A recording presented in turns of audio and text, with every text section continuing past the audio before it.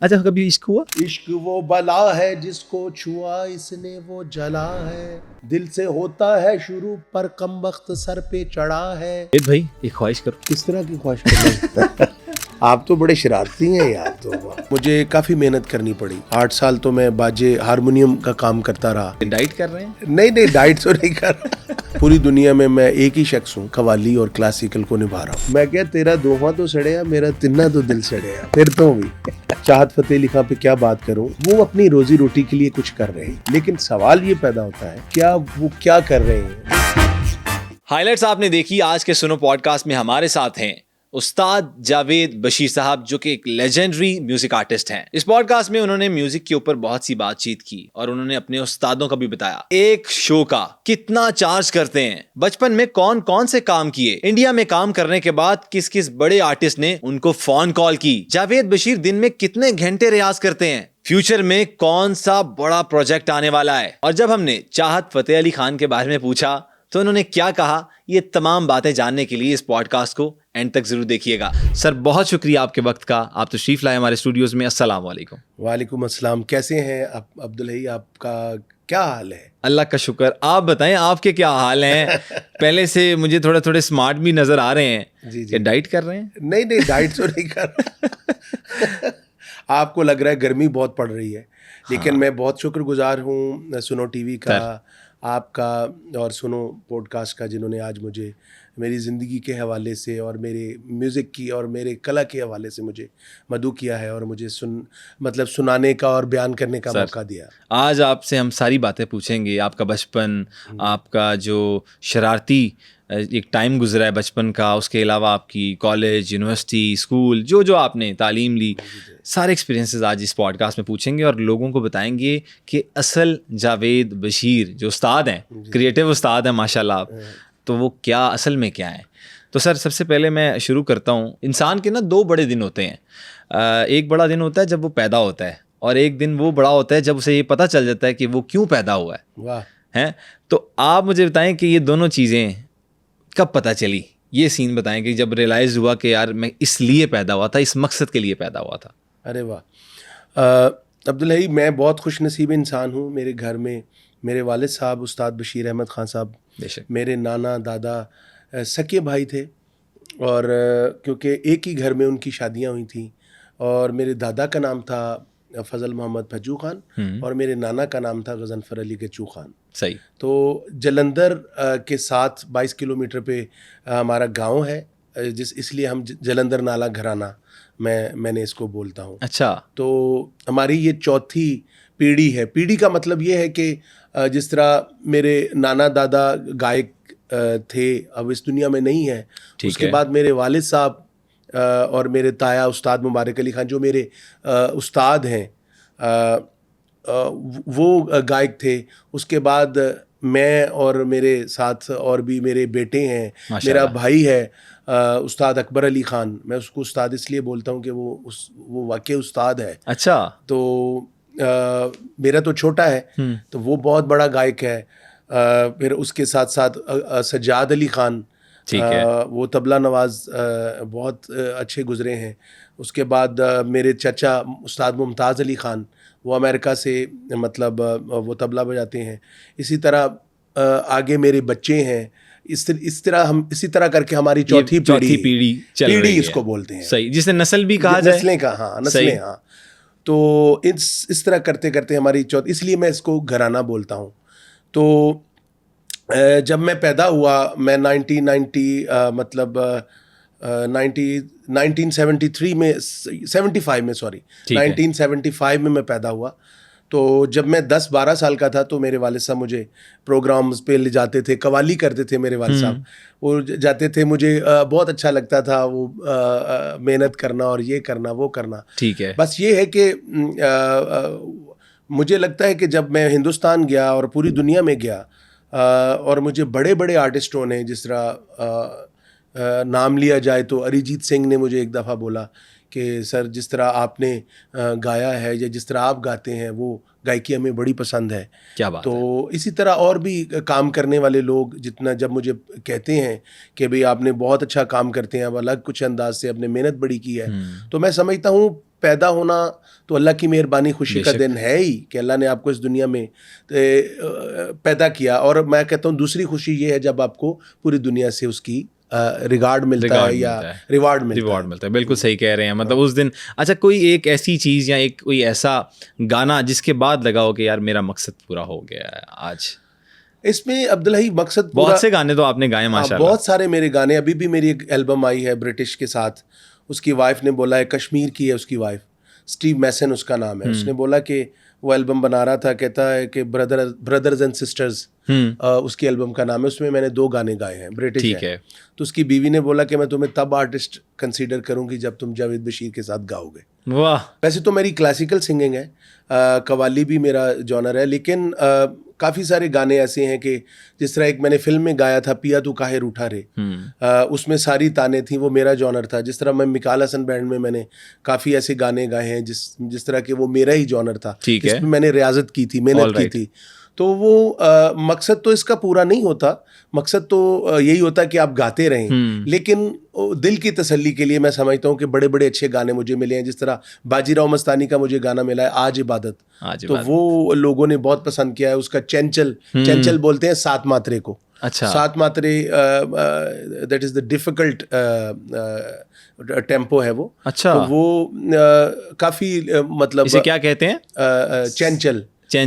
और इसमें 7 आपने 7 मात्रे होते हैं। 7 मात्रे होते हैं। रूपक भी बोलते हैं इसको। अच्छा, इसमें ये सुरों को कहा जाता है 7 मात्रे या क्या? मात्रे ठेके होते हैं ना, ये 1 2 3 4, ये एक बीट को जिस तरह इंग्लिश में बीट कहते हैं और उसकी जुबान में जो उसकी जुबान है उसको मात्रा बोलते हैं, मात्रा कहते हैं। तो नुसरत फतेह अली खान साहब उस्ताद वो कितने मात्रा में गा लेते थे या कितने सुरों में गा लेते थे? बहुत सी हमें मिथ्स तो मिलती हैं सुनने को, लेकिन आपको ज़्यादा पता होगा, घराना चल रहा है माशाल्लाह। किसी उस्ताद को एस्टिमेट नहीं हम कर सकते कि वो कितने मात्रों में गाते थे और किस मतलब क्या थे, लेकिन वो एक मुकम्मल पैकेज था। क्लासिकल भी गाते थे, फोक, रॉक, ठुमरी, फिर उन्होंने एक्सपेरिमेंट्स बहुत किए हैं। मैं समझता हूँ वो एक ऐसा आइकॉन है, आई थिंक, उस्ताद नुसरत फतेह अली खान, जिसने उस दौर में मैडम लता जी से मतलब उन्होंने उनके लिए कंपोजिशन बनाई। हालांकि ये बड़े हौसले की बात है, बड़े कॉन्फिडेंस की बात है। क्या आपकी कंपोजिशन में इतना दम है कि आप ये सोच रहे हैं कि भाई फलां औरत गाए जो उस वक्त की आइकॉन हो या मतलब बहुत लेजेंडरी सिंगर हो? तो मैं कहता हूँ ये उस्ताद नुसरत फतेह अली खान को क्रेडिट जाता है। क्या बात है। हाँ। अच्छा, वापस आते हैं 10-11 साल की उम्र है। यस इधर ही तो बैठे हैं। हम आपके बचपन में वापस जा रहे हैं ना, कि 10-11 साल की उम्र में आपने जिस तरह जिक्र किया कि वालिद साहब ले जाते थे कवालियों पे, इस तरह से फिर आगे क्या होता है? हाँ, ये बड़ी बहुत इंटरेस्टिंग बात आपने पूछी। एक मेला लगता था, हम उस वक्त में मेला कहते थे उसको। ठीक है। मेला लगता था इधर, उसको कहते हैं लदड़ा। हाँ, लदड़ा ये फैसलाबाद के साथ ही गांव है एक, ठीक है, उनके लदड़ा शरीफ। तो वहाँ हमारे बड़े ही दिल जानी कह लें कि बड़े प्यारे थे हमें, पीर दिलशाद हुसैन। ठीक है। उनके उर्स में मेरी ओपनिंग हुई थी। अच्छा। पहली दफ़ा मैंने 10-12 साल की उम्र में गाया था उस्ताद नुसरत फतेह अली खान की। मैंने 2 चीज़ें गाई थी और पंडाल पागल हो गया था, पूरा पंडाल लगता था वहाँ। क्या बात है। यादां विछड़े सजन दियां आईयां, और स्टार्ट में मैंने गाया था नात शरीफ लजपाल नबी मेरे दर्दां दी दवा देना। क्या बात। उसके बाद वो दो चीज़ें मेरे वालिद साहब ने, उस वक्त मेरे वालिद साहब को लोगों ने बोला था कि ये अपने आने वाले वक्तों में ये बहुत नाम कमाएगा। उन पीर साहब ने बोला था। तो मैं समझता हूँ ये दुआओं का काम है, और दुआएं तभी लगती हैं अब्दुल्ला जब आप किसी का दिल जीतते हैं। सही कह रहे हैं। किसी का दिल खुश करते हैं। बिल्कुल। अगर आप किसी का दिल खुश करते हैं, इसका मतलब ये है, उसका मतलब गलत ना हो, किसी का दिल खुश करते हैं तो वो एक दुआ होती है और अल्लाह ताला उसको बहुत पसंद करते हैं, उसका आपको रिटर्न मिलता है। उसका जो है ना, आपको सिला भी मिल जाता है जिंदगी में, रिटर्न मिल जाता है। सही कह रहे हैं। अच्छा, पढ़ाई के हवाले से अगर हम जिक्र करें तो स्कूलिंग कैसी थी? मतलब पढ़ने लिखने का शौक़ था या बस क्या कि नहीं, जो आपने सीखना था, जो करना था, जिस तरफ इंटरेस्ट था, जिस तरह मौसीकी में, वही करना था? ये बड़ी इंटरेस्टिंग आपने बात पूछी है। मैं अपने स्कूल में, मैं गांव में पढ़ता था। अच्छा, बचपन कहाँ गुजरा? गांव में? पहले हम मुल्तान थे, मुल्तान, जब माइग्रेशन हुई सारे हम मुल्तान चले गए थे। ठीक है। तो बीच में एक छोटा सा स्लॉट आया कि हम कसवाल आ गए। कसवाल लाहौर और मुल्तान के बिटवीन है, ठीक है, यानी in the middle of middle है, मुल्तान बिल्कुल और मिडल। हाँ, तो वो वहाँ मैंने 7-8 जमातें वहाँ पढ़ी हैं। ठीक है। तो मेरी वहाँ जो बहुत बड़ी मेरी चीज़ लोगों को भाई थी कि 22 सेकंड का तराना होता था, जो कि मैं कहता हूँ सोचा ही नहीं जा सकता गाँव में कि तराना और दुआ, मतलब लपे आती है दुआ बन के तमन्ना, इसकी मैंने कंपोजिशन चेंज की है अपने।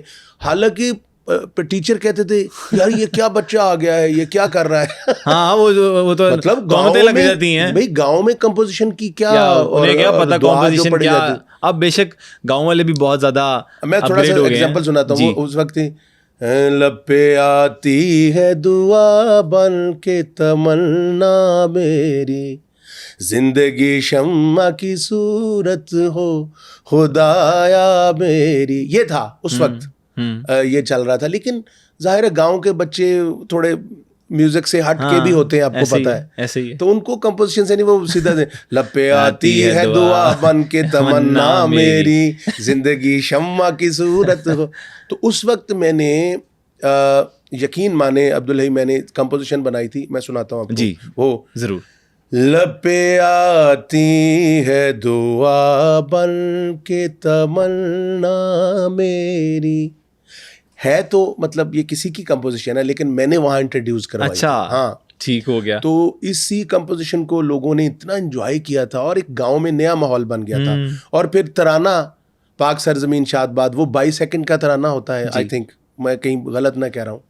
तो वो 22 सेकंड का तराना मैंने वहाँ एक रिकॉर्ड बनाया था कि जितने उस्ताद थे, हालांकि असम्बली में उस्ताद नहीं आते थे, 1-2 उस्ताद असम्बली करवाते थे, तो वो अपने क्लासेस में चले जाते थे। सारे उस्ताद आने लग गए और एक सिविलाइज, मतलब पूरा स्कूल में एक इसकी डिसिप्लिन सा बन गया, और इसका इम्पैक्ट बन गया कि भाई यार असम्बली होनी है, जावेद ने तर्ज एक ऐसी बना दी है। तो ये मुझे क्रेडिट जाता है अल्लाह की मेहरबानी से। मतलब उस टाइम से ही, शुरू से ही पता था कि कुछ ना कुछ शरारती थे। ठीक हो गया, कोई ना कोई नई चीज इंट्रोड्यूस करवाते थे। अच्छा, फिर क्या हुआ? बस फिर उसके बाद फिर हम लाहौर आ गए। लाहौर कब है?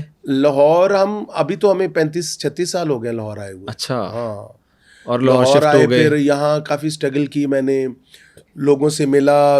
मतलब यहाँ ये तो पूरी दुनिया में है अब्दुल हई, जब तक आपका नाम नहीं होता लोग आपको लिफ्ट नहीं करवाते। सही कह रहे हैं। जब तक अल्लाह की मेहरबानी नहीं होती।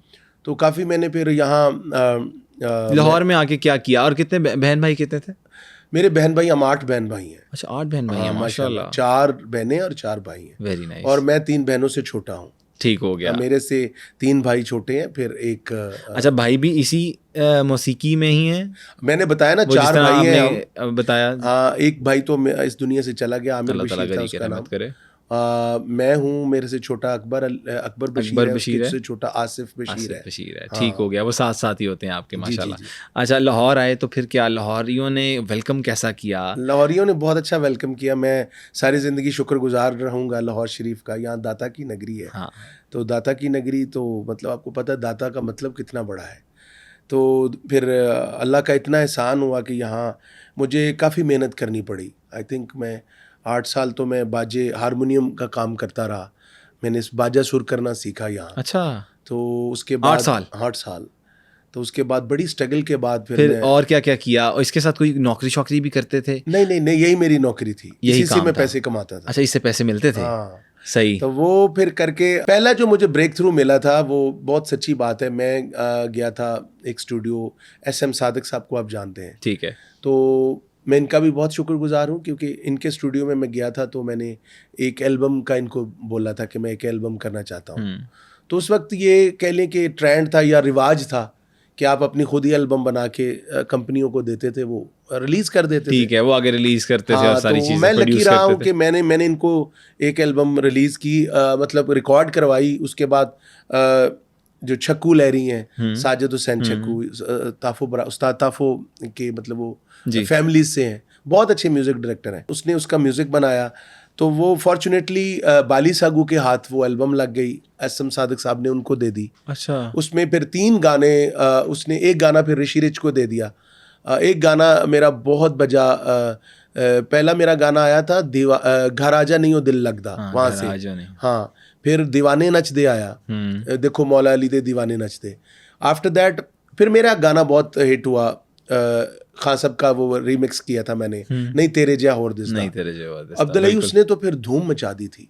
उसकी जो सरगम है, उस सरगम से ए आर रहमान जी ने मुझे बुलाया।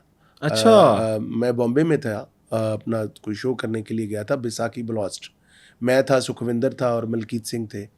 तो उस शो से फिर वो ए आर रहमान जी थे अपने लंदन में, तो वहाँ मेरी जगह जगह सरगमें वो चल रही हैं, तो वो मेरा गाना चल रहा है, इतना सुपरहिट था। फिर वो उन्होंने मुझे वहाँ से कॉल की, उन्होंने फिर मुझे 2 बैकग्राउंड दिए थे, 2 फिल्मों के, मैंने उनमें सरगमें की थी और अलाप किए थे।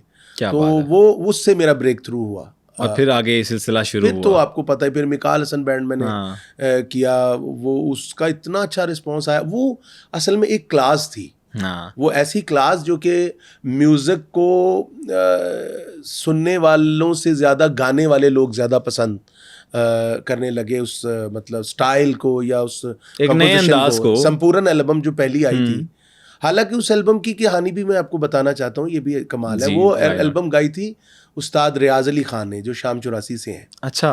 तो कंपोजिशन भी तकरीबन उनकी हैं। तो वो किसी वजह से फिर मुझे गानी पड़ गई वो, क्योंकि इनके अल्लाह जाने क्या इनका हुआ, क्योंकि वो इस बात का बेचारे अभी तक वो परेशान हैं, या मिसाल के अल्लाह ताला उनकी परेशानी दूर करे। मैं उनके लिए बहुत दुआ गूँ कि वो एल्बम उन्होंने गानी थी, वो गाना चाहते थे। अच्छा, लेकिन गा आपने दी। हाँ, क्योंकि मुझे मिकाल ने मतलब बुलाया था। ठीक है। तो वो चीज़ बड़ी आज तक उन्हें परेशान किए हुए? बस नहीं, वो परेशान इसलिए नहीं है, आर्टिस्ट के पास यही उसकी कमाई होती है कि वो कुछ करे तो वो दुनिया सुने, रिलीज हो, उससे उसकी रोजी रोटी चलती है।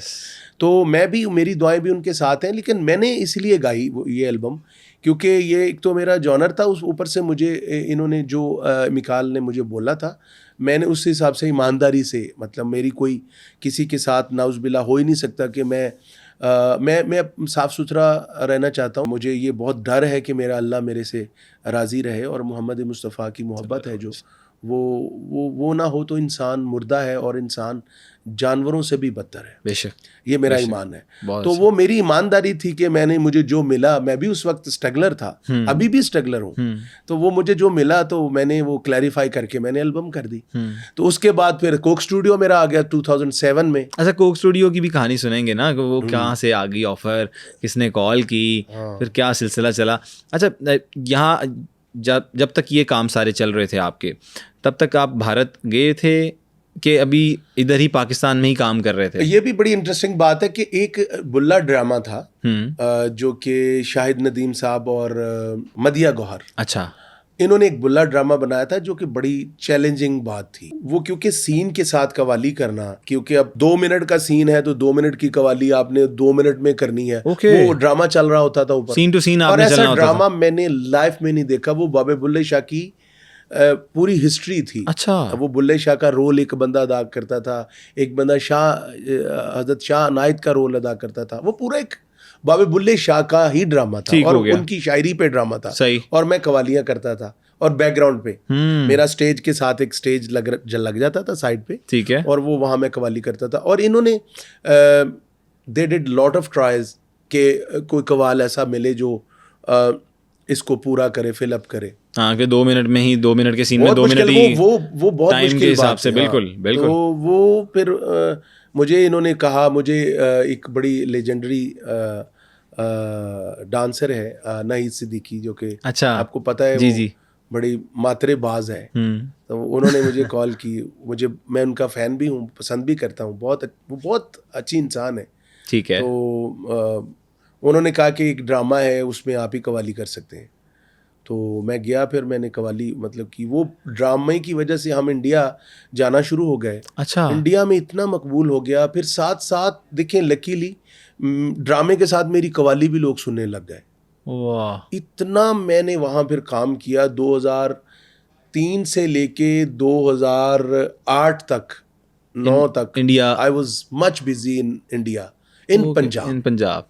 ठीक है। मतलब मेरी कवाली अगर मैं इस तरह जा रहा था इंडिया क्योंकि कवाली लोग बहुत पसंद करते हैं पंजाब में, स्पेशली फिर हंसराज हंस जी ने मुझे वहाँ खुद भी बहुत अच्छा गाते हैं, वो अच्छे सिंगर हैं और बड़े ही मतलब जो बड़े नामवर सिंगर्स थे जो म्यूजिक को समझते थे, आर्ट को समझते थे, तो उन्होंने आपको चुन लिया और आपकी तारीफ भी की। ये बड़ी इंटरेस्टिंग बात है कि मैंने उस्ताद नुसरत फ़तेह अली खां का स्टाइल भी मैं गाता हूँ, फिर मैं अपने वाले साहब का स्टाइल भी गाता हूँ, मैं अपने दादा का स्टाइल भी गाता हूँ।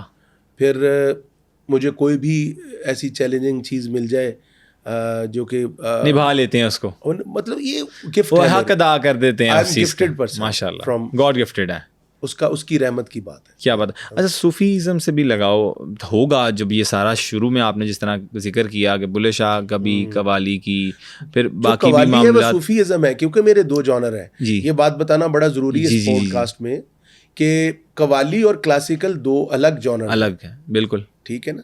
जिस तरह कह लें कि लड़की और लड़का, यस ठीक है ना, ठीक है, इसी तरह कवाली और क्लासिकल 2।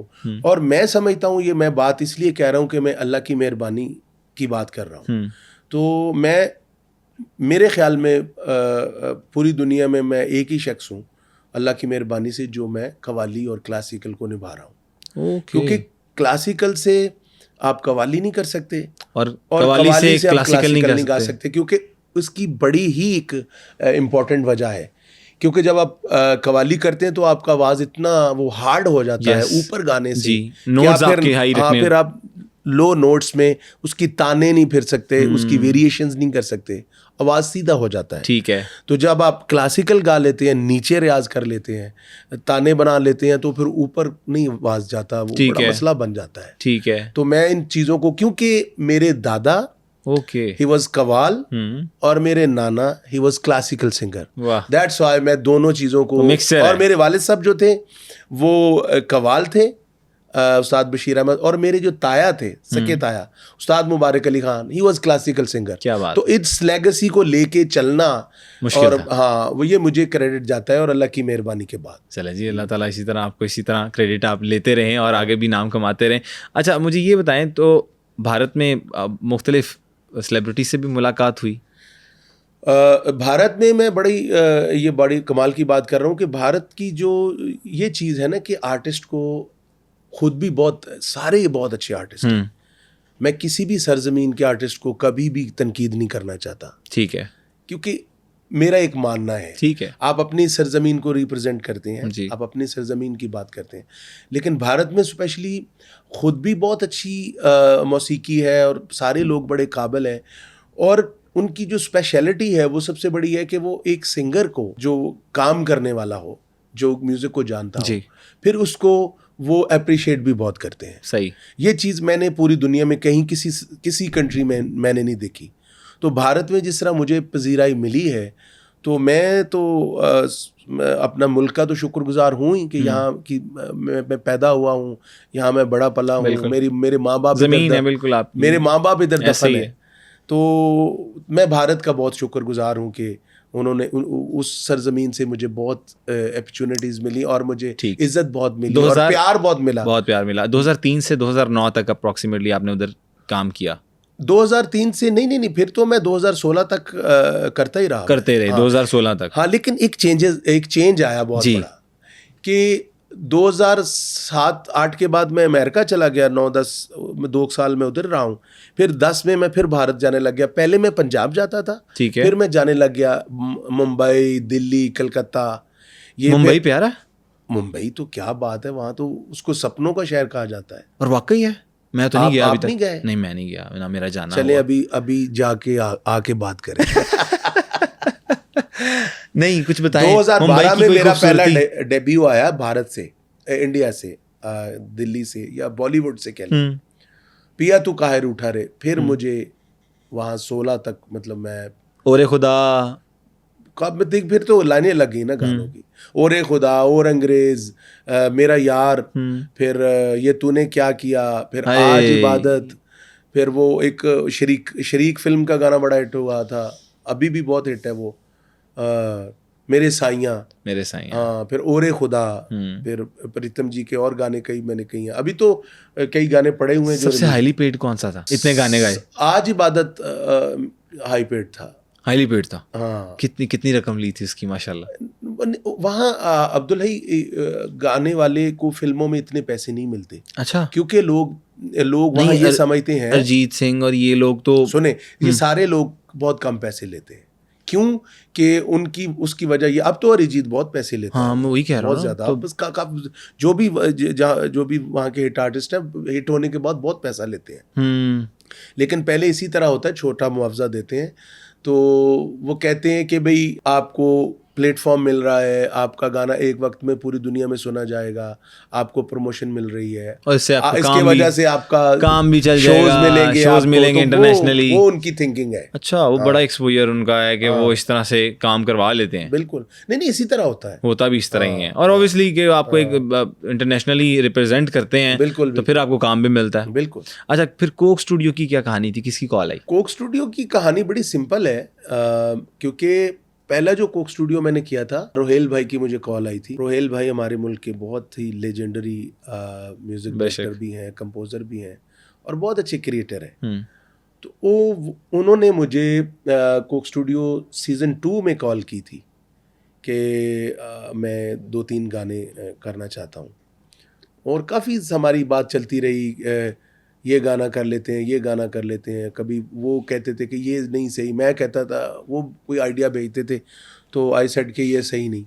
तो वो एक दफ़ा फिर मैंने खान साहब की चीज़ मैंने ये लंदन में मैंने सुनी थी, उनका ये कॉन्सर्ट। तो अजय लथा नहीं अखियां दा चाह, तो थोड़ी देर और ठहर जा। तो जब मैंने उनको ये बोला कि ये करते हैं, तो वो एकदम, अरे जावेद भाई ठीक है, यही करते हैं। अच्छा। तो फिर 2 उन्होंने कोलैबोरेट करवाई थी मेरी ज़ेब एंड हनिया के साथ। तो रोना छोड़ दिया और चल दिए, तो उससे फिर बात निकल गई। जो रोना छोड़ दिया में मैंने सरगम की है, वो अच्छा, मैं समझता हूँ एक हिस्ट्री है वो अगर हमें थोड़ा सा सुना दे। इधर नहीं हो सकती, क्योंकि वो एक कंडीशन पे है ना। अच्छा, एक कंपोजिशन पे है। ठीक हो गया। मैं उसमें फ्यूजन कर रहा था। ओके। एक जो ये तूने क्या किया, ये जो गाना था, ये इसके पीछे की कहानी क्या थी? ये इस तरह कहानी है कि मैं ये पहले किसी ने गाना गाया था, तो क्योंकि ये गैंगस्टर का गाना है, यस, तो उनको चाहिए थी एक ऐसी आवाज़ जो कि बड़ी रोबली फाइटर आवाज़। अच्छा। फाइटर का मतलब ये है आवाज़ का कि आज से काफ़ी साल पहले, जब माइक्स नहीं होते थे, जब साउंड सिस्टम नहीं होते थे, तो आर्टिस्ट बग़ैर माइक के, बग़ैर साउंड के बड़े बड़े मतलब मैदानों में या बड़े बड़े शोज़ में गाता था जाके। अच्छा। वो that was too much difficult कि इतनी ह्यूज ऑडियंस के सामने वो आर्टिस्टों के आवाज़ इतने हैवी होते थे। तो ये गाना ऑलमोस्ट गा चुके थे एक आर्टिस्ट जो कि इंडिया के आर्टिस्ट थे। तो फिर प्रीतम कॉल्ड मी के जावेद साहब, एक ऐसी आवाज़ हमें चाहिए जो कि वो मतलब स्पीकरों के बगैर होती थी और बड़े लोग जोर से गाते थे।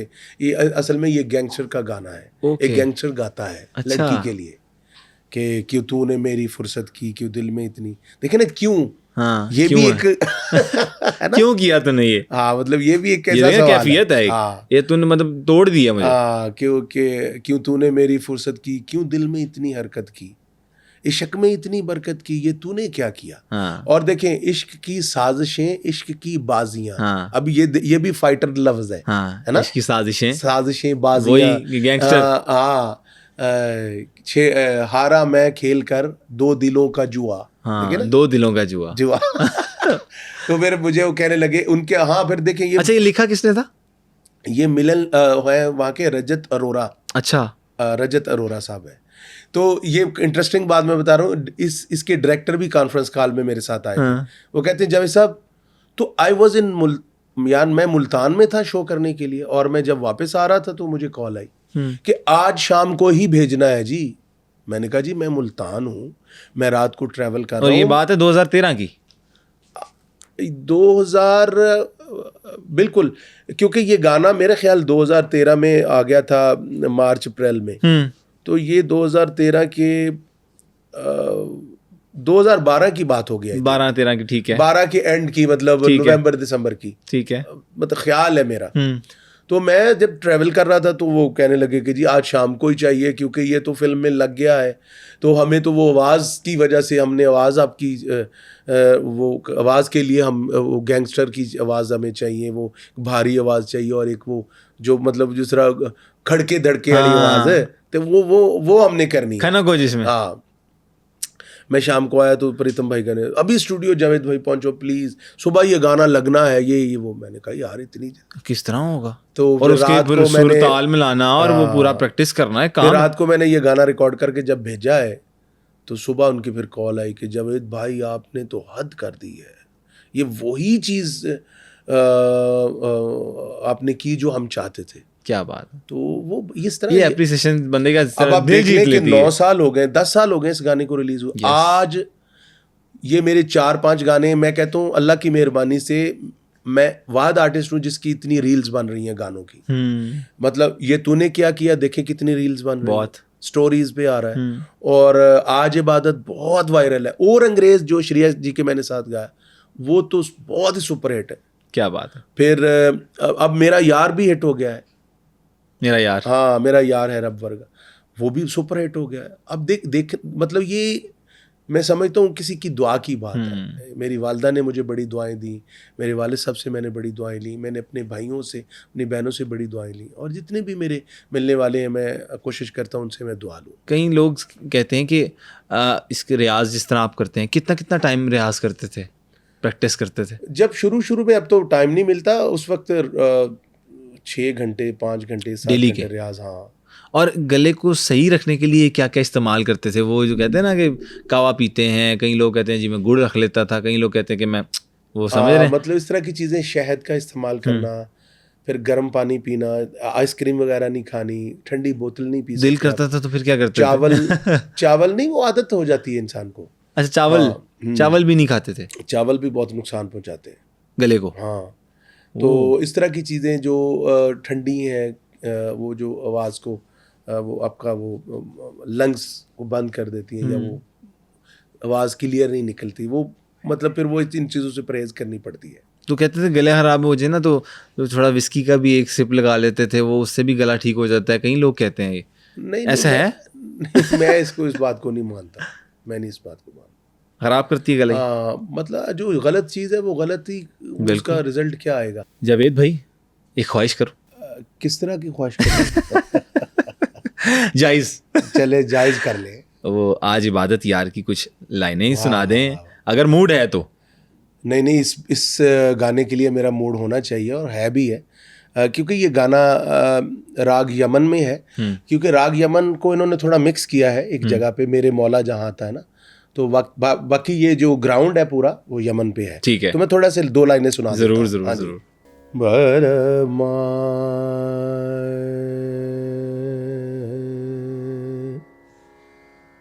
लागे बला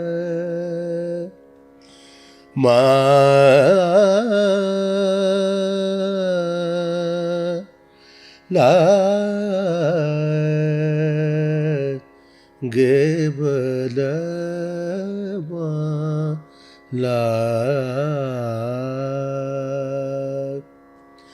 आज इबादत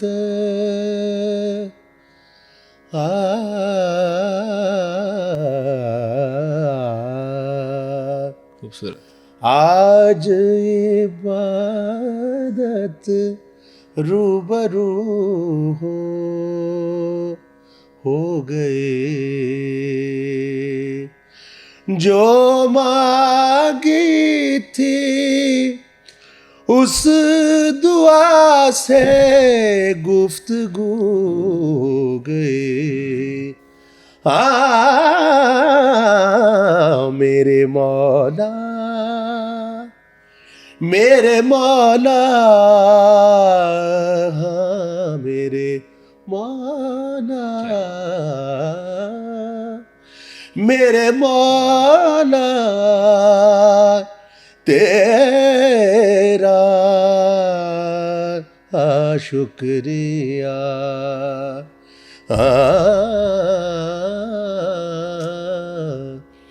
आज इबादत रूबरू हो गए। क्या बात है, बहुत खूबसूरत, बहुत खूबसूरत सर, कमाल। कुछ अगर हमें वो ये तूने क्या किया, जो मेरा मोस्ट फेवरेट है, मैं दिन हो रात हो कहीं ना कहीं मूड जब बनता है ना मेरा, मैं सुनता ज़रूर हूँ। और वो मुझे लगता है वो जो आशिक है ना, आशिक लोग, उनके लिए है ये उन ज़्यादातर, आशिकों के लिए है जो कि सर धड़ की बाजी लगा लगा देंगे देते और हैं अपनी मोहब्बत को पाने की जो है ना, जाने नहीं जाने नहीं देंगे। देते। देंगे। हाँ वही, हाँ कि जाने नहीं देंगे और उनके हाँ। मगर ही हो जाएंगे। वही कहते हैं ना कि वो कहते हैं कि वो जो कुछ भी हो जाए ऐसी ए कुड़ी छड़नी नहीं छड़नी, एनु हासिल एनु करना हासिल करना है। हाँ मोहब्बत। मोहब्बत, और मोहब्बत है भी ये। सुना देता हूँ मैं सर। इश्क वो बला है, इश्क वो बला है जिसको छुआ इसने वो जला है। दिल से होता है शुरू, दिल से होता है शुरू, पर कम वक्त सर पे चढ़ा है। कभी खुद से, कभी खुदा से, कभी जमाने से लड़ा है।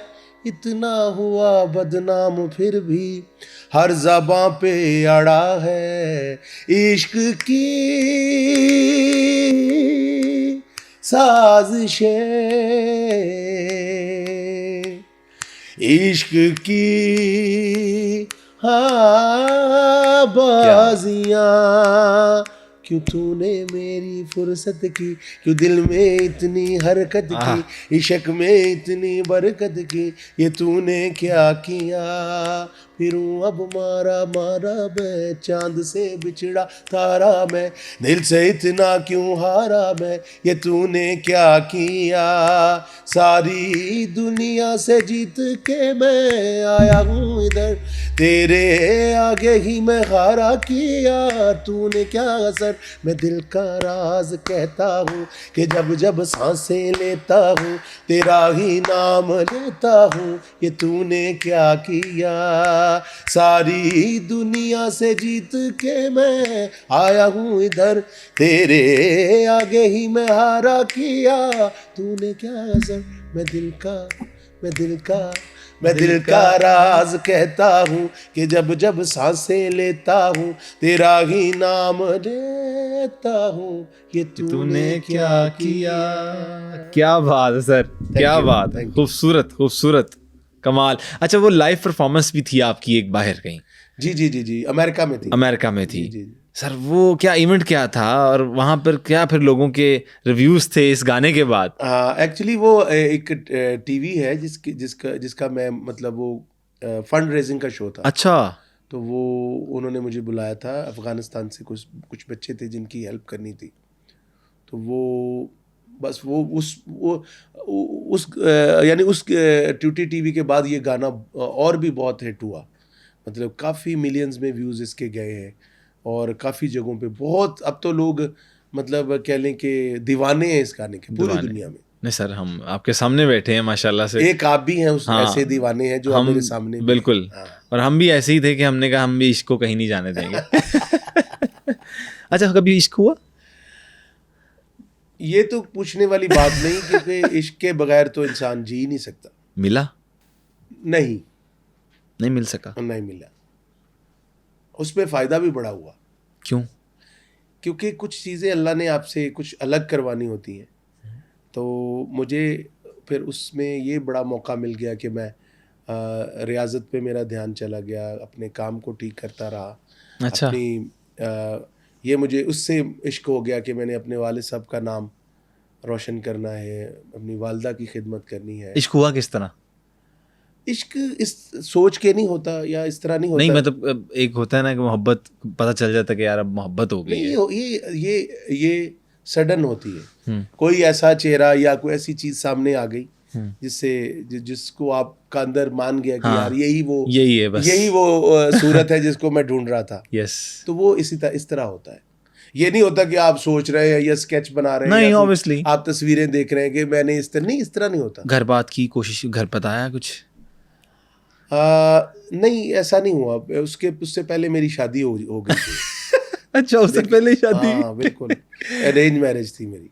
ओके। और अरेंज मैरिज के बाद तो बिल्कुल ही अल्लाह हाफिज हो गया ना, इश्क को तो बाय बाय टाटा हो गया।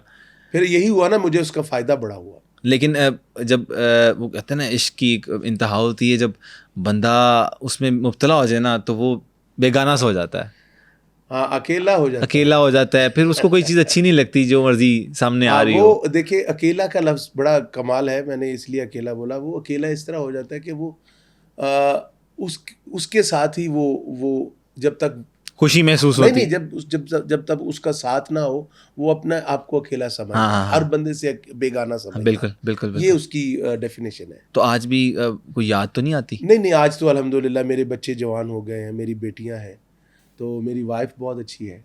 तो अब भाभी को बताया कि इश्क हुआ था मुझे? ये बताने वाली चीजें नहीं होती, क्योंकि फिर फिर शक आ जाता अगला है। इनसिक्योर हो जाता है। आप तो बड़े शरारती हैं यार, तो वाह। नहीं, फिर भी वो एक होता है ना कि बंदा बताता है। हम नहीं, नहीं, अक्सर अरेंज बताने मैरिज से में देखें, मेरी बात सुने, शादी होती है ना, बंदा अपनी चीजें बता देता है भला मानस बन के। बाद में बंदा नहीं, फिर कहता ऐसा है क्यों ऐसे बताया कि गलती घर कर में, देती नहीं है। ऐसी चीजें क्यों बताया कि घर में लड़ाई शुरू हो जाए। हाँ, यार, नहीं अब तो वो देखें हर बंदे की अपनी एक कहानी है पीछे, और वो लेके चल रहा होता है उसको। अच्छा, भाभी से सही माशाल्लाह। नहीं, मेरी जो वाइफ है अल्हम्दुलिल्लाह, वो एक तो मैं लकी इस तरह रहा हूँ कि वो म्यूज़िक को बहुत पसंद करती है, और अच्छा। खुद भी म्यूज़िक को पसंद भी करती है, और अच्छा वो गा भी लेती है। लेकिन अच्छा, हमारे रिवाज नहीं है, ऑब्वियसली ठीक है। घरेलू हम नहीं करते, मतलब जो घरेलू जी लड़के जी जी हैं। जी। तो दूसरा वो मैनेज भी बहुत अच्छा करती है घर को। मैं मेहमान को बहुत प्रेफर करता हूँ, क्योंकि कुरान शरीफ में बोलते हैं अल्लाह मेहमान मैं हूँ, मेहमान मेरा रूप है। क्या बात तो है, जब मेरे घर में कोई मेहमान आता है तो मैं उसको बहुत अच्छा सर एंटरटेन पे करते आंखों पे हैं, क्या बिठाता हूँ, बात है, फरमान के मुताबिक। खूबसूरत। तो ये नहीं कहना चाहिए कि फरमान के मुताबिक, पता नहीं वो मतलब मैं उसमें कितना भी गलत हूँ, या भी कितना मैंने करना है, और जी, तो अल्लाह माफ़ करे, लेकिन मैं कोशिश करता हूँ कि उसको जो मेरे अल्लाह ने बोला मैं उसके चल सकूँ, अल्लाह कोशिश कर तौफीक अता सकें, फरमाए। वही तो उसी हवाले से वो बड़ी मेरा साथ देती है, अच्छा, और वो बहुत यानी भली इंसान है। क्या तो बात उस है। वजह से मुझे मतलब अच्छा फील होता है। अल्लाह आप सबको खुश रखे। अच्छा जावेद भाई, कोई अपनी एक खासियत जो समझते हो कि जावेद बशीर की एक खासियत है जो किसी में नहीं है? एक होती है ना। नहीं नहीं, इस तरह ना आप सोचें, ये चीज़ फिर वो नहीं, it's not about ego, it's not नहीं नहीं अबाउट। नहीं नहीं, मैं सुने, खासियत आपकी यही होती है कि आप अल्लाह रसूल के हुक्म को लेके, सुभान अल्लाह, बेशक। उनकी कुछ चीज़ें लेके आप उसमें खड़े रहें और उसमें सच्चे रहें। यस, यही खासियत है, असल यस, तो खासियत यही है। यस। लेकिन मैं अपनी खासियत आपको बता जी, देता हूँ। मेरे से कोई झूठ बोले, मुझे बहुत बुरा लगता है। मेरे से कोई मिसकमिटमेंट करे, मेरा दिल करता है मैं इस बंदे से बहुत दूर चला जाऊँ। सही। या मेरे से कोई मुझे वो बंदा बहुत मैं सीधा ही कह देता हूँ, मुझे बहुत बुरा लगता है जो किसी की कदर ना करे, या उसको इंसानियत से गिरा कर देखे, ठीक है। या अपने आप को वो ये समझे कि मैं बहुत बड़ा हूँ। नहीं नहीं नहीं, एक बड़ी ज़ात है वाह। जो कि मेरे रब्बुल इज़्ज़त की ज़ात है, उसी की वजह है, उसी की वजह से हम सांसें लेते हैं, वही चलाता है, हम वही सुलाता है हमें, वही दिखाता है हमें, वही हर चीज़ उसकी मेहरबानी है। हमें मेहरबानी के साथ जीना है, खुदा की मेहरबानी के साथ, और उसके बंदों से मोहब्बत करनी है। वाह। दैट इज़ द खासियत। यस, ये खासियत ये होनी खासियत चाहिए। है। ये खासियत क्या, अभी वो यार वो बंदों से मिलता नहीं, वो फ़ोन नहीं उठाता, या वो, ये तो बुराई है यार। बिल्कुल, ये ये खासियत तो तो ऐसी नहीं। बुराई है कि अल्लाह किसी में न डाले।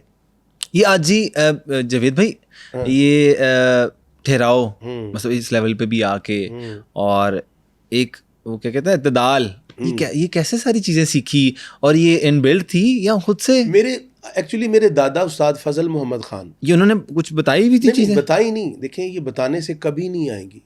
मैं इस पे कसम उठाता हूँ, बताने से कोई चीज़ नहीं आती। नहीं आती। उसकी मेहरबानी हो, या फिर वो आपको इस काबिल समझे, या उसने आपको उस लेवल पे ले जाना हो, then you can do that, otherwise नहीं। मेरे दादा जो थे ना, वो ऐसे हम्बल इंसान थे, वो लोगों के घरों में जाते थे। देखिए कैसी बात है, उनके घरों में राशन हर महीने या जब भी काम से वो वापस आते थे, उस वक्त में 2-2 रुपए का दौर था, तो बहुत मुश्किल था अब्दुल्लाई किसी के लिए कुछ करना। हाँ। तो उस वक्त में भी वो लोगों के घरों में राशन देते थे। उनके जो ठीक है, लोग थे, बहन भाई थे। हाँ। तो हालांकि वो खुद भी इतने नहीं थे, वेल ऑफ नहीं थे, लेकिन फिर भी करते थे। बिल्कुल करते थे। उसके बाद मेरे वालिद साहब को मैंने खुद करते ऐसा देखा है कि वो किसी की ज़रूरत के लिए वो लोगों के पास चले जाते थे कि वो ज़रूरत कि यार वो हमने मिल के पूरी। ज़रूरत पूरी करनी है, मैं इतने कर सकता हूँ, तुम इतने कर। तो मैं कई दफ़ा अपने वालिद से थोड़ा इंसानियत के हवाले से कुछ चीज़ें होती हैं अच्छी बुरी, लेकिन वालिदैन से नहीं। Yes. तो मैं उनको आज जब सोचता हूँ तो फिर मेरे आंसू आ जाते हैं कि यार मतलब वो क्या ग्रेट इंसान थे और क्या अल्लाह ने हमें तोहफा दिया था। तो बस ये चीज़ें यही खासियत होनी चाहिए। अब्बा जी का लाडला कौन है घर में? मैं ही था। आप ही थे? क्योंकि 3 मेरी बहनें हुई थी, तो वो बहुत कीन थे कि मेरे बेटा हो जाए, तो उन्होंने बड़ी मन्नतें भी मानी, दरबारों पे गए, दुआएं की। मेरे दादाजी बहुत कीन थे इस मामले में कि यार मेरे, होता है ना कि हमारे घर में या जो घर इतने अफोर्डेबल नहीं कर सकते। अच्छा, वही मैं इस तरफ ही आने लगा था जावेद भाई। अब जो हालात है, 2024 चल रहा है, शुरू में बचपन से ही हालात बेहतर ही देखे या अप डाउन देखा और उसके लिए कुछ किया भी? हालात हमारे इतने अच्छे नहीं थे, नॉर्मल थे, लेकिन फिर भी हमारे घर में एक रहमत थी, मैं समझता हूँ। हमारे घर में खाना बनता था, सब रिश्तेदार आके दोपहर को या शाम को खाते थे। मैंने ये देखा है। अच्छे हैं या नहीं है? हाँ।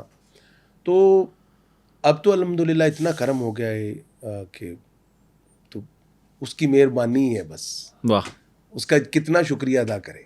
क्या बात है। अच्छा जावेद भाई, जिस तरह हम बात कर रहे थे, ईगो आ जाती है लोगों में, ज़रा मैं आ जाती है, तो शोबिज़ में देखा जाता है कि मैं आ जाती है सब में, और कई लोग फ़ोन नहीं उठाते, कई लोग सीधे मुंह से तस्वीर नहीं सही तरह उतरवाते। तो वो क्या वजह है अब आजकल हमारी शोबिज़ इंडस्ट्री में? मैं उनको एक मैसेज देना चाहता हूँ, मैं इन चीज़ों के बहुत ख़िलाफ़ हूँ। I hate them. देखो, मैं ये लफ्ज़ इस्तेमाल कर रहा हूँ। देखिए, ये किसी की मेहरबानी है आप पर। अगर आप चाहते तो, अगर वो ना चाहता तो आप लोगों के पीछे भागते कि मैं लोगों के साथ तस्वीर खिंचवाऊं। ऐसा भी हो सकता था जी। ना? तो फिर ये है भी आर्जी। हाँ, एक दिन आपने छोड़ के जाना है, ऐसे ही है। तो छोड़ जाने के लिए क्या ये काफ़ी है कि आप किसी को आपके साथ तस्वीर खिंचवाने आए तो आप उसको झड़क दें या पैसे मांग लें? क्या तस्वीर खिंचवाने के पैसे मांगने चाहिए आपको? नहीं। एक बंदा आपको पसंद करता है, आपको प्यार करता है, उसकी वजह क्या है?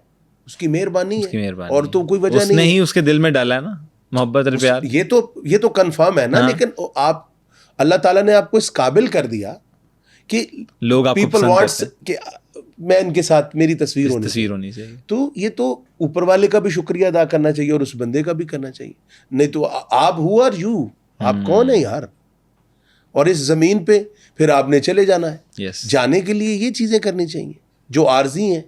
बिल्कुल। तो मैं ये समझता हूँ ये चीज़ें, देखिए अगर मेरा कोई गाना हिट होता है तो मैं समझता हूँ कि मेरे पे एक करम है जो कि अल्लाह ताला ने मुझे मेरे रिज़्क़ का ज़रिया बनाया, या मुझे दुनिया मेरी शनाख्त बना दी, तो मुझे उसके बंदों से, उसकी चीज़ों से बेपनाह मोहब्बत करनी चाहिए। ये असल हकीकत है। कभी दिल टूटा काम की वजह से, जिस तरह आप गाते हैं, किसी ने मतलब कोई रिश्तेदार होते हैं कई लोग? मैं आपको एक मैसेज देना चाहता हूँ इस बात का। यस।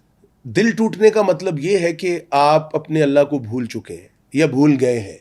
दिल नहीं टूटना चाहिए। लोग आपका दिल तोड़ेंगे, लोग आपको, कई दफ़ा ऐसा भी होता है आप बहुत अच्छा गा रहे हैं, आपको लोग कहेंगे यार आज तेरा मज़ा नहीं आया, तू बहुत बुरा गाया। हाँ। अल्हम्दुलिल्लाह मैं अभी तक मैंने नहीं ये बात सुनी। लेकिन ठीक है, लोग शरारतन अच्छा सुने, लोग फिर आपके पीठ पीछे कहते हैं, यानी आपके जाने के बाद भी कहते हैं। कुछ लोग वहाँ बैठे होते हैं, लोग वो आपको फ़ोन करके बता देते हैं यार वो आपकी बड़ी बुराई कर रहा था। वो लोगों से अच्छाई की तवक्को रखनी भी नहीं चाहिए और इन चीज़ों को अवॉइड करना चाहिए। आप अपने काम को जारी रखें, अपनी नीयत को दुरुस्त करें। नीयत क्या होती है? नीयत ये होती है कि यार अब्दुल ही मेरे सामने बैठा है, मैंने कभी इसका बुरा नहीं करना, कभी इसके साथ मैंने झूठ नहीं बोलना। ये मेरी आपसे कमिटमेंट नहीं, मेरे अल्लाह से मेरी बात हो रही, और मैंने वो काम करना है जो मेरे अल्लाह को पसंद हो। ठीक है। तो दिल टूटने वाली कोई बात नहीं है। कुरान में हर चीज़ लिखी हुई है, वो आपको उसका रिजल्ट मिलेगा। सही। क्रॉस कल्चर की अगर बात करें तो म्यूज़िक का क्या किरदार रहा है? इंडिया, पाकिस्तान, कि लोगों को मिलाने में? मैं कहता हूँ सबसे बड़ा किरदार ही म्यूजिक का रहा है, या क्रिकेट का रहा है, या म्यूजिक का रहा है। तो अब म्यूजिक पाकिस्तान में आप देख लें कि हमारी जो क्रिकेट टीम है अभी वो ठीक है, 2024 में उस तरह नहीं परफॉर्म कर पाई। हमारी दुआएं उनके साथ हैं, बिल्कुल। अल्लाह ताला वो आने वाले वक्तों में बहुत बड़े। आपका फेवरेट क्रिकेटर कौन है? मेरा कोई खास नहीं है, लेकिन जो मुश्किल वक्त में अच्छा खेले और टीम को जिताए, मेरा फिर भी वो कोई फेवरेट एक तो होगा ना, जावेद भाई ऐसे ना करें। बाबर पसंद है ना आपको? नहीं, अभी मैं क्रिकेट देखता ही नहीं, छोड़ दी? हाँ, मेरा दिल तो आजकल क्रिकेट नहीं मैं देख रहा। फारिग वक्त में क्या फिर देखते क्या हैं? नेटफ्लिक्स? मैं सच्ची बात बताऊं, मेरा और कोई सिलसिला है। मैं आजकल जो है ना वो मेरा कंपोजिशंस पे ध्यान है। अच्छा। मेरे जो नए प्रोजेक्ट, अभी मेरा एक जॉन एलिया साहब पे एक प्रोजेक्ट आ रहा है जो कि बहुत इंशाल्लाह मेमोरेबल होगा। उस पे मैंने काफ़ी काम कर लिया है, 6 गज़लें मैं उनकी कर रहा हूँ, कंपोजिशंस उसकी तैयार हो गई हैं, मतलब ट्रैक्स भी बन गए हैं। कब आ रहा है वो, थोड़ा सा लोगों को बता दें। अभी इंशाल्लाह मुहर्रमों के बाद वो रिलीज़ होगा। और मैंने उसमें जो मैसेज दिया है कि हमारे मुल्क में टैलेंट क्या है, हमारे मुल्क में शायरी का क्या लेवल है और कंपोजिशन का क्या लेवल है, और हमारे आर्टिस्ट कहाँ पर हैं और कितना अच्छा गा सकते हैं। तो ये ऐसे ही है, इंशाल्लाह जब आएगा तो लोगों को बहुत अच्छा लगेगा। ये यूथ के लिए भी है, यंगस्टर के यूथ के लिए भी है, और क्लासिकल सुनने वाले लोगों के लिए भी है, और स्पेशल गज़ल गायकों के लिए भी है। इसका जो मैंने स्टाइल रखा। अच्छा, खुद कभी किसी से इंस्पायर हुए? मुझे क्लासिकल म्यूज़िक बहुत पसंद है, और मैं उस्ताद बड़े गुलाम अली खां को बहुत पसंद करता हूँ, उस्ताद सलामत अली खां को बहुत पसंद करता हूँ। अपना क्या नाम है, उस्ताद अमीर खां मुझे बहुत पसंद है, मुझे उस्ताद मुबारक अली खां बहुत पसंद है, मेरे ताया जी, मुझे अपने वालिद साहब बहुत पसंद है, मुझे मेरे दादाजी बहुत पसंद है, और स्पेशली मेरे नाना जी बहुत बड़े क्लासिकल सिंगर थे। उनका नाम गजनफर अली गज्जू खां था। क्या बात वो नाला में पैदा हुए, अपना इंडिया के साथ 22 किलोमीटर पे। तो ये चीज़ें, उस्ताद नुसरत फ़तेह अली खां मुझे बड़े पसंद हैं, उनको शुरू से मोहब्बत करता हूँ। अच्छा, कोई अजीबो गरीब फ़ैन मूवमेंट हुई कभी? किसी शो में निकल रहे हों, अजीब सी हरकत हुई हो जो पसंद ना आई हो? नहीं, अभी तक तो ऐसा नहीं हुआ। कोई वाकया इस तरह का हो जाए जो आप सुनाना चाह रहे हो, एरिया में हो जाए, या कहीं मतलब घर के पास? नहीं, वो तो होता ही रहता है कि शो के बाद कहीं खाने पे गए, वहाँ लतीफ़े होते हैं, लतीफ़े मतलब जोक्स होते हैं, काफ़ी कुछ होता है वो, अल्हम्दुलिल्लाह। वो और एरिया में जहाँ रहते थे वहाँ पे कुछ इस तरह के लोग पसंद करते थे? नहीं, वैसे तो हमारा इस तरह का कल्चर है कि हम जब गाना गा के घर भी आते हैं, या मिसाल के तौर पे, तो हमारा एक ऐसा कल्चर है, हम इकट्ठे बैठते हैं, एक दूसरे को जोक सुनाने, एक दूसरे की अच्छी बुरी बातें डिस्कशन करनी। अच्छा, हाँ, वो उसका एक रिव्यू करते हैं आप लोग आगे, मतलब कि आज क्या किया है। और आज तो तबला जड़ा सही नहीं। अब मैं एक वाकया आपको सुनाता हूँ, बड़ा मजेदार ये वाकया है। रमजान शरीफ था। अच्छा। तो मैं अपने घर में ना मैं रिकॉर्डिंग करके आया रात को 2-2:30 बजे। तो मैंने अपनी वाइफ को कहा कि तुम खाना गर्म करो, और मैं बैठ गया।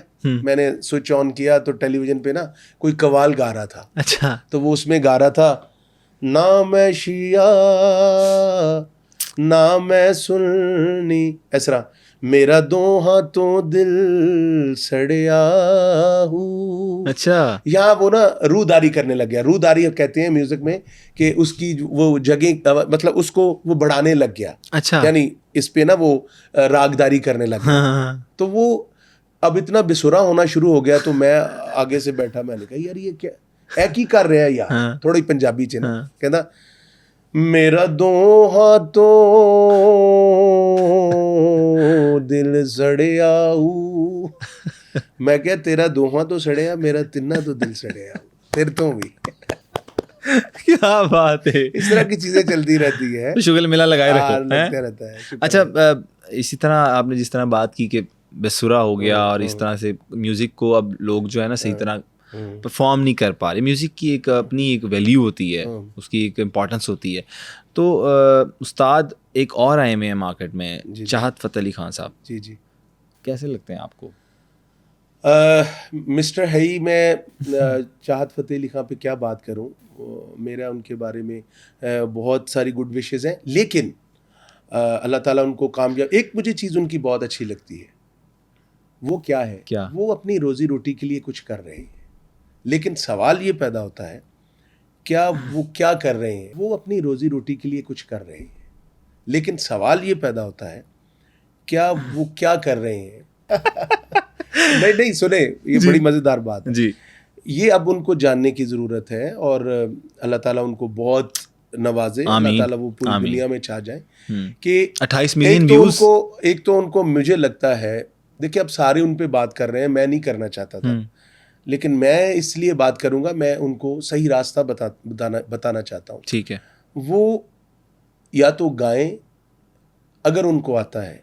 नहीं, आपको क्या लगता आता है? सुने, अगर उनको आता है, अगर वो कॉमेडी करना चाहते हैं तो वो कॉमेडी करें। अगर वो, मुझे लगता है उनको दोनों चीज़ें नहीं आती, वो ख़राब कर रहे हैं। ठीक है। और या तो वो म्यूज़िक सीखें या फिर कॉमेडी सीखें, क्योंकि गाना बजाना सुर और लय पे खड़ा हुआ है, और अगर मुझे लगता है ना वो सुर में है, वो ना वो लय में है, ये भी ख़राबी हो रही है। अगर उसको हम दूसरी तरफ कॉमेडी से सोचते हैं तो वो कॉमेडी भी गलत हो जाती है। तो अल्लाह ताला उनकी मुश्किलें आसान करे, और वो, मुझे लगता है उनको सीखना चाहिए। और अगर वो आपके पास आ जाते हैं कि मुझे सिखाएं, तो क्या आप सिखा पाएंगे? तो मैं आपकी तरफ भेज दूंगा कि आप अब्दुल रईस से सीखें जाके, क्योंकि वो वही मेरे से सवाल कर रहे थे। जावेद भाई, थैंक यू सो मच। बहुत अच्छा लगा आपसे बातचीत करके। कोई आखिरी पैगाम जो है इस शो के आखिर में आप देना चाहें? बस मेरा एक मेरा मैसेज है, और एक मेरी कह लें कि एक दिल की तमन्ना है कि हम अपने मुल्क को अजीम से अजीमतर बनाएं। हम अपनी कौम की इज़्ज़त के लिए, अपने कौम के इमेज के लिए काम करें। आमीन। अल्लाह ताला हमें ये तौफीक दे, हम अपने मुल्क को, अपने लोगों को, अपने आने वाली नस्लों को मतलब जो सही कामों के लिए कहा जाए, और हम अच्छे रास्ते पे जाएं। अल्लाह ताला से दुआ करता हूँ, आमीन। और अच्छे काम करें, और अपना नाम बनाएं, और अपने मुल्क का नाम बनाएं, और आने वाली नस्लों को हम रिलीफ पहुँचाएं। जावेद भाई, I am a big fan of you. Thank you so much for coming. और इसी के साथ अपने होस्ट अब्दुल हई को दीजिए इजाज़त। अपना ख्याल रखिए। अल्लाह हाफ़िज़ नासिर।